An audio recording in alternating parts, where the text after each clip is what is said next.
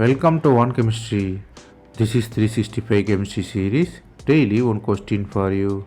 Here chloropropene is given. You have to know the propene can give how many number of signals in the proton NMR.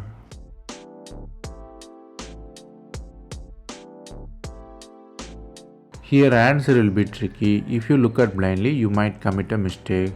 Here C and D carbons are in the real question. Everybody knows A and B are chemically different, so it will give different chemical shift. If you look at C and D, it's a real question. Both are stereochemically different, meaning the D is trans to B, but D is cis to A. So they are chemically equivalent, but not magnetically equivalent. Meaning stereochemically different mean magnetically also different there. So both C and D gives different signals and total signals will be 4 A, B, C, D. Here the concepts you have to learn here is chemically equivalent mean need not to be magnetically equivalent.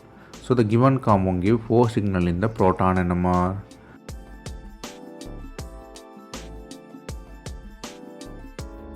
That's all from this video. Thanks for watching.